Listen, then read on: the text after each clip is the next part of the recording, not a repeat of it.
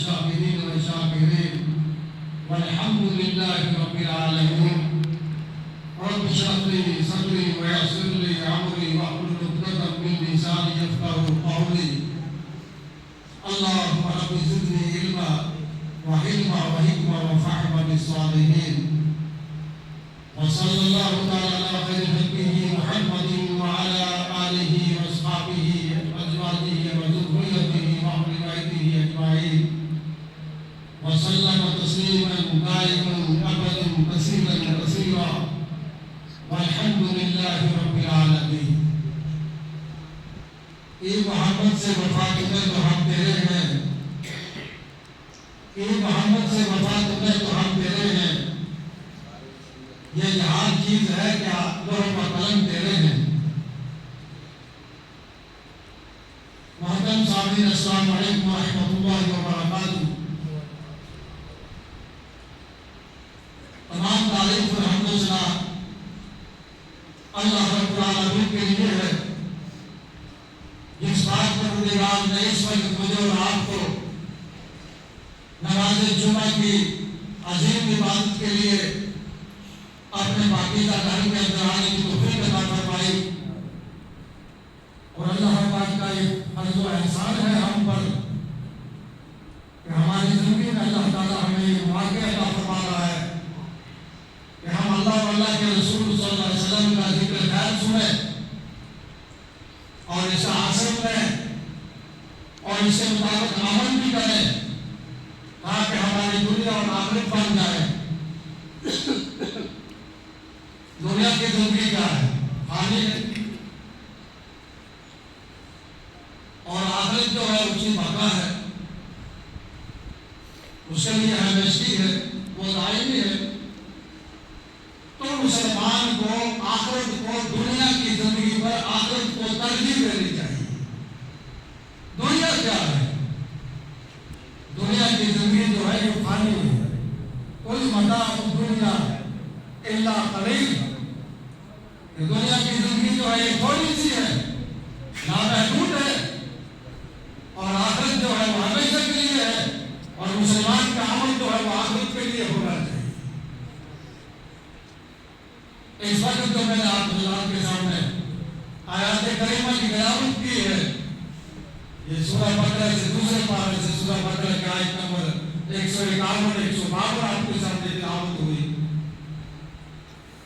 اور ایک بخاری کی حدیث بھی آپ کے سامنے پڑھی گئی.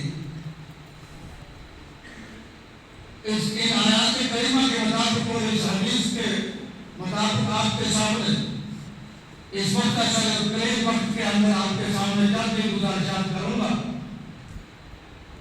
اللہ رب العزت سے دعا ہے کہ اللہ تعالیٰ مجھے صحیح بولنے کی توفیق عطا فرمائے اور ہم سب کو اس پر عمل کرنے کی توفیق عطا فرمائے. اللہ پاک جو ہے وہ اپنے بندوں کی رہبری رہنمائی اور ان کی تعلیم اور ان کی کامیابی کے لیے اپنے انبیاء علیہ السلام کو مقبول فرما چکے ہیں. اور انبیاء علیہ السلام اپنے ساتھ قرآنی تعلیمات لائے ہیں جس کی سب سے آخری کڑی جو ہے وہ محمد رسول اللہ صلی اللہ علیہ وسلم کی شکل میں ہے. اور محمد رسول اللہ صلی اللہ علیہ وسلم پر نازل کردہ کتاب قرآن عظیم ہے. اللہ کے رسول صلی اللہ علیہ وسلم کا پاک ارشاد ہے اور آخری وقت میں آپ صلی اللہ علیہ وسلم نے یہ ارشاد فرمایا ہے کہ میں جا رہا ہوں اپنا کام مکمل کر کے اور تمہارے پاس دو چیزیں چھوڑے جا رہا ہوں. اپنی امت کے لیے دو چیزیں چھوڑ کر جا رہا ہوں. جب تک تم ان دونوں چیزوں کو مضبوطی سے پکڑے رہو گے تم دنیا میں گمراہ نہیں ہوں گے اور آخرت میں مایوس نہیں ہوں گے. وہ دونوں چیزیں کیا ہیں؟ کتاب اللہ و سنت رسول اللہ صلی اللہ علیہ وسلم. وہ اللہ کی کتاب ہے قرآن کریم اور محمد رسول اللہ صلی اللہ علیہ وسلم کی سنت ہے. ان دونوں چیزوں کو جب تک مسلمان مضبوطی سے تھامے رہیں گے، مضبوطی سے پکڑے رہیں گے اور ان پر عمل پیرا رہیں گے دنیا کے اندر گمراہ نہیں ہوگا. اور ان دونوں چیزوں کو چھوڑ کر کے ان سے دوری حاصل کر کے लोग जो है दुनिया में भी गुमराह हो सकते हैं और आखिरत में भी महरूम हो सकते हैं, मायूस हो सकते हैं, नाउम्मीद हो सकते हैं। वो दोनों चीजें क्या है? अल्लाह की किताब है, मोहम्मद सल्लल्लाहु अलैहि वसल्लम की सीरत है।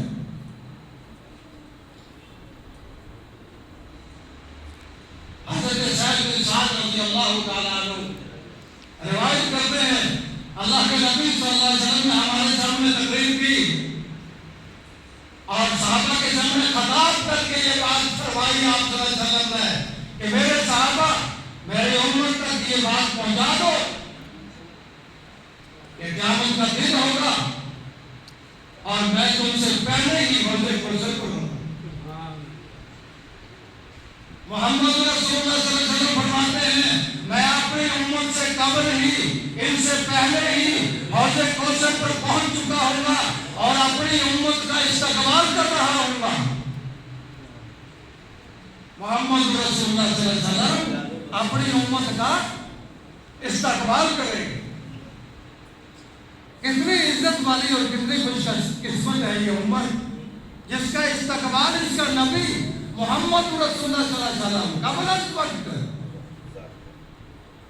हौज़े कौसर पर, और आप सल्लल्लाहु अलैहि वसल्लम फरमाते हैं हौज़े कौसर पर मेरी उम्मत जो है वो हाजिर होगी और मैं अपने रहमत वाले दस्ते मुबारक से उनको हौज़े कौसर का पानी पिलाऊंगा।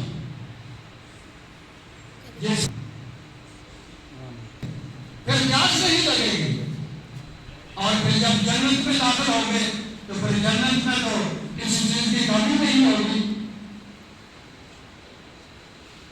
तो मोहम्मद सल्लल्लाहु अलैहि वसल्लम फरमाते हैं मैं हौज़े कौसर पर अपनी उम्मत से कब्ल ही पहुंच चुका होगा और उनका इस्तकबाल करके उनका इंतजार कर रहा होगा। लेकिन आप सल्लल्लाहु अलैहि वसल्लम फरमाते हैं कुछ लोग जो है हौज़े कौसर के करीब आ चुके होंगे और उनको वहां ही रोक लिया जाएगा।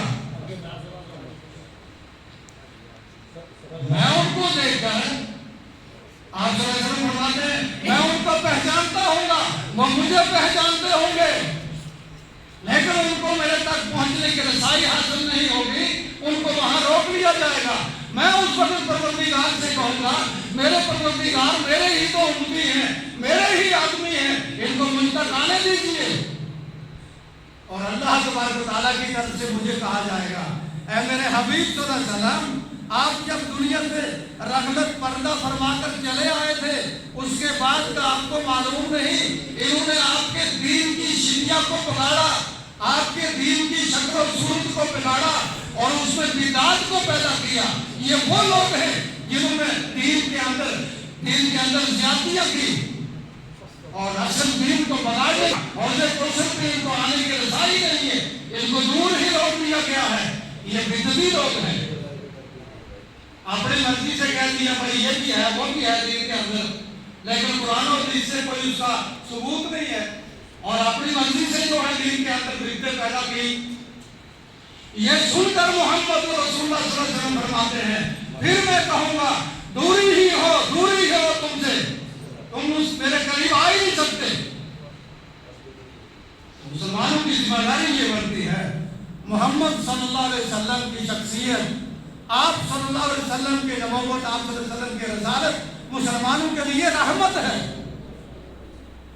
जैसा कि अल्लाह तबारक व तआला फरमाता है वमा अर्सलनाका इल्ला रहमतल लिल आलमीन, नहीं भेजा हमने आपको मोहम्मद सल्लल्लाहु अलैहि वसल्लम को मगर पूरी दुनिया के लिए, पूरे आलम के लिए रहमत बनाकर, पूरी दुनिया के लिए, पूरे आलम के लिए रहमत बनाकर, रहमत वाले नबी रबीउल अव्वल की 12 तारीख को दुनिया में मबूस फरमाएंगे। मक्का की सरजमीन के अंदर पैदा हुए, जहालत का जमाना था और लोगों के अंदर इतनी बेदरी आ चुकी है, लोग जो है इंसानी शक्ल सूरत में दरिंदा बने हुए हैं और कोई किसी की परवाह नहीं करता है। उस जमाने का नाम जहालत का जमाना है। लेकिन रहमत आलम सल्लल्लाहु अलैहि वसल्लम को जब मौजूद किया गया तो दुनिया में जो है वो नई जान आई और हर किस्म के बेवाओं को, यतीमों को, مسکینوں کو، کمزوروں کو ایک نئی زندگی ملی، اور زندگی میں ان کو جینے کا جو حق تھا وہ حق ملا محمد صلی اللہ علیہ وسلم کو دنیا میں آنے کے بعد۔ ورنہ ہر ایک انسان جو ہے پریشان ہے، زور آور جو ہے وہ کمزور کو دباتے جا رہے ہیں، ظلم ڈھاتے جا رہے ہیں، اور ظلم جو ہے وہ عام ہے، بے انصافی ختم ہے۔ تو اللہ تبارک و تعالیٰ فرماتا ہے کما ارسلنا، جیسا کہ بھیجا ہم نے، کما ارسلنا فیکم، تم میں، تمہارے اندر بھیجا گیا، رسولم، جیسا کہ تمہارے اندر ہم نے رسول بھیجا۔ یہ مسلمانوں کو، انسانوں کو اللہ تعالیٰ خطاب فرماتا ہے۔ قرآن پڑھو، اس میں تمہیں معلوم ہو جائے گا۔ قرآن کے اندر تم دیکھ لو گے کما ارسلنا فیکم رسولا منکم یتلو علیکم آیاتنا، جیسا کہ ہم نے بھیجا تم میں اپنے رسول کو، وہ تمہارا ہی ہے اور تم ہی میں سے رسول بھیجا گیا، وہ میری آیات پڑھ کر تمہیں سناتا ہے۔ یتلو علیکم آیاتنا، وہ میری آیات پڑھ کر تمہیں سناتا ہے۔ وَيُزَكِّيكُمْ، اور تمہیں پاک کرتا ہے۔ کس چیز سے پاک کرتا ہے؟ عقائد کی گندگی انسان کے اندرون کو تباہ کر کے چھوڑتی ہے، عقیدے کی گندگی، نجاست، آلودگی، اس سے پاک محمد صلی اللہ علیہ وسلم نے کیا اور قرآن کے ذریعے سے کیا۔ یتلو علیکم آیاتنا، پہلے قرآن کی آیت اور پھر قرآن کی آیت کے بعد پھر تزکیہ نفس، محمد صلی اللہ علیہ وسلم کی تعلیم، نورانی تعلیم۔ تزکیہ نفس کس نے کیا؟ محمد صلی اللہ علیہ وسلم نے۔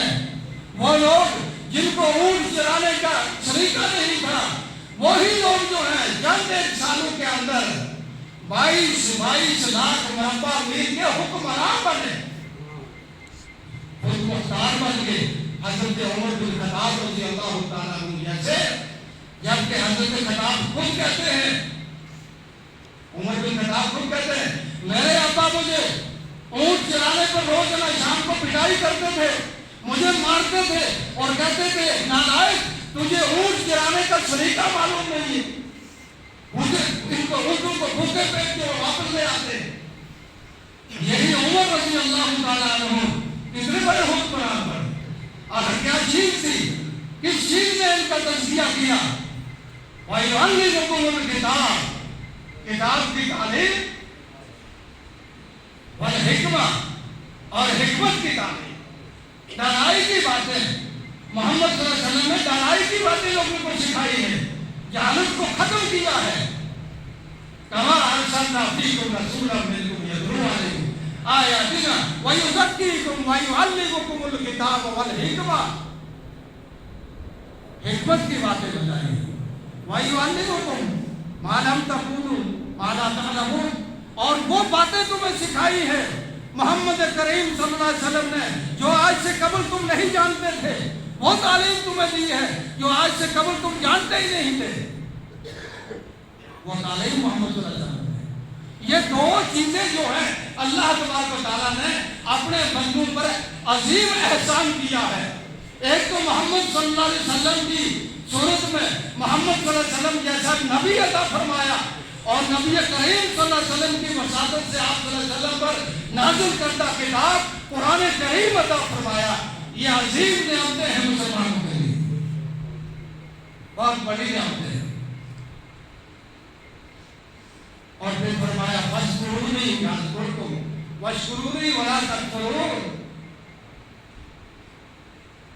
اللہ کریم فرماتا ہے فاذکرونی، بس ان نعمتوں کے نتیجے میں تمہارا فرض بنتا ہے، تم پر لازم ہے کہ اللہ کو یاد کرو۔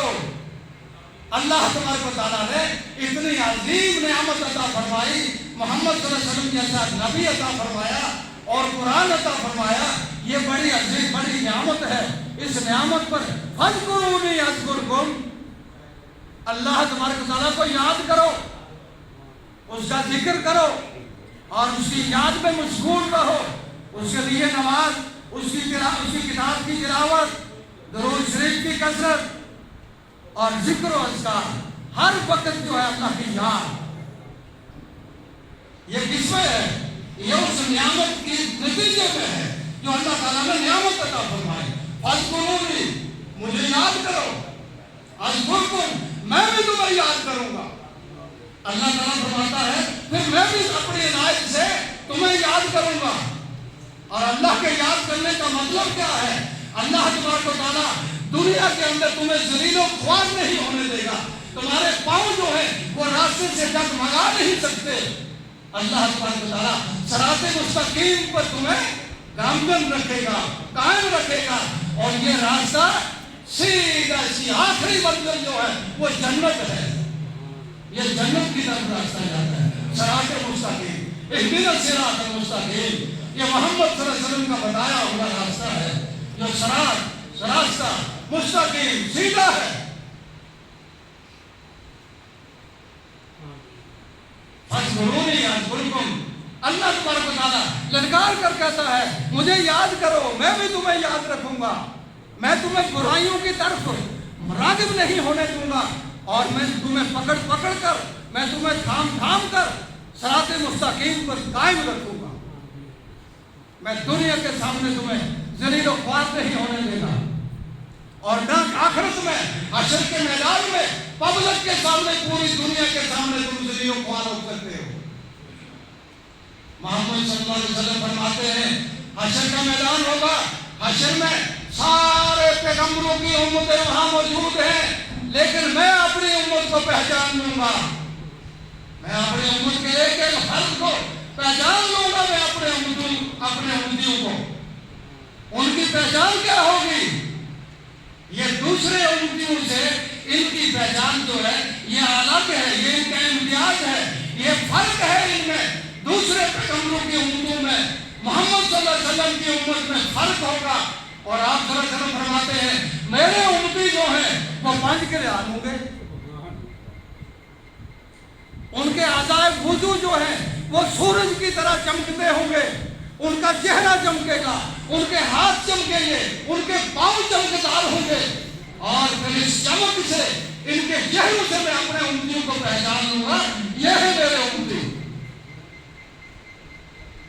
یہ کون لوگ ہیں؟ یہ نماز کے پابند لوگ ہیں، یہ نماز کو قائم کرنے والے لوگ ہیں، یہ وضو اور مصلے والے لوگ ہیں، یہ نمازوں اور مسجد والے لوگ ہیں. یہ وہ لوگ ہیں اور ان کی یہ پہچان ہوگی، اور اس پہچان سے محمد صلی اللہ علیہ وسلم کو پہچان.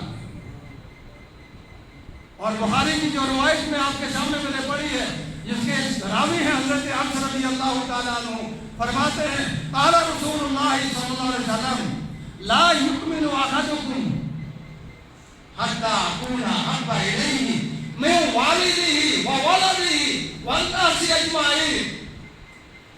محمد کریم صلی اللہ علیہ وسلم فرماتے ہیں کوئی تم میں سے ایماندار نہیں ہو سکتا، یعنی مطلوبہ درجہ کا ایماندار نہیں ہو سکتا، یہاں تک کہ حتی اکون احب الیہ، یہاں تک کہ اس کی محبت میرے لیے اتنی نہ ہو جائے، میں والدی ہی، اپنے باپ سے زیادہ، وولدی ہی، اپنی اولاد سے زیادہ، والناس اجمعین، اور دنیا کے سارے لوگوں سے. اس میں تمہارے رشتے دار بھی آگے، تمہارے دوستوں احباب بھی آگے، اور اس میں سارے لوگ آگے.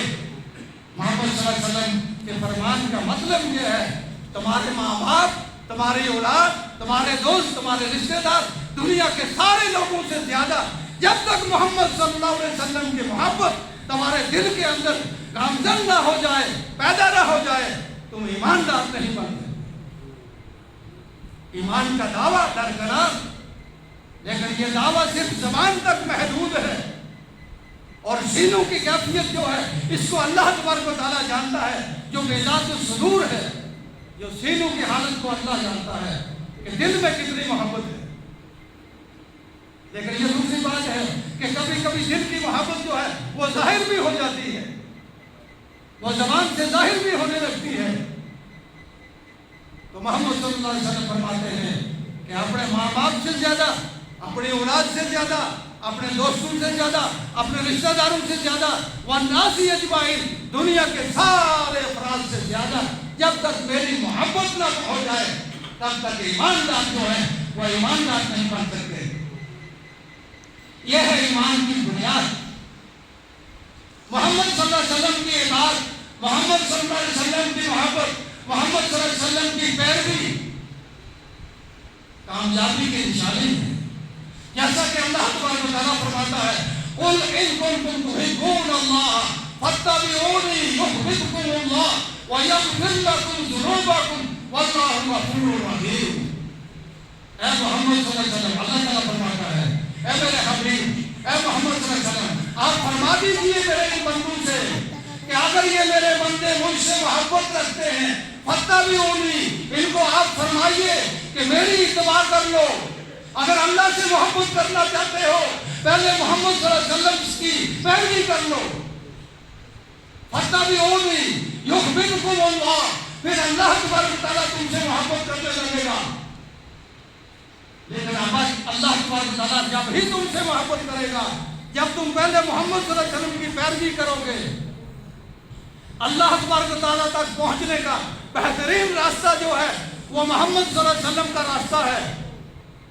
آپ صلی اللہ علیہ وسلم کو چھوڑ کر کے کوئی اللہ تک نہیں پہنچ سکتا۔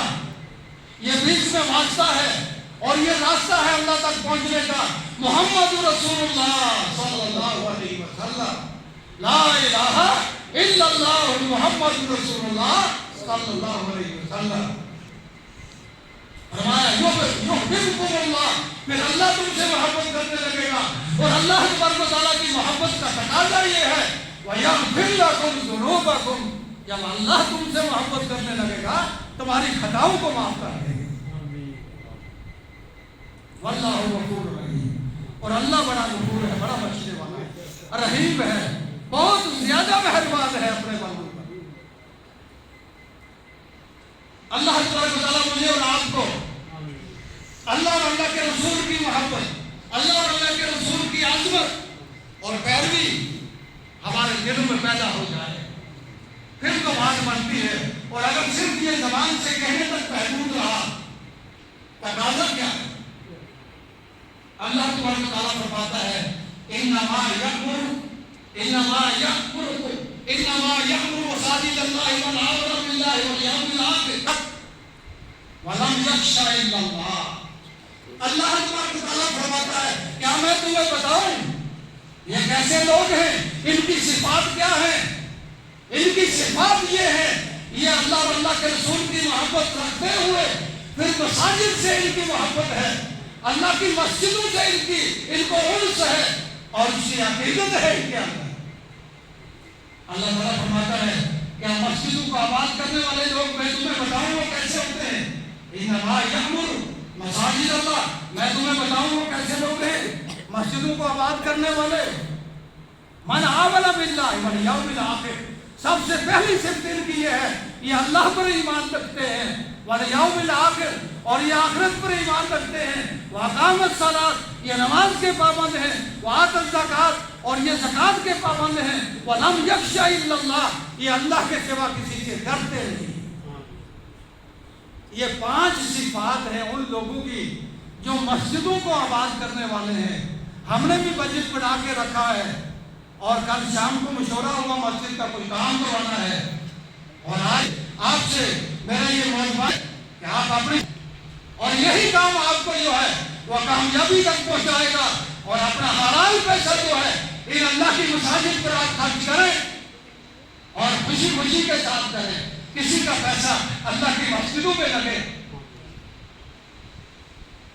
یہ تو خوش قسمت جو ہے وہ کوئی ہوتا ہے، اور جتنے لوگ یہاں آ چکے ہیں ان سارے لوگوں سے میری یہ گزارش ہے مسجد پر تقریباً 2-2.5 لاکھ جو ہے وہ اس وقت جو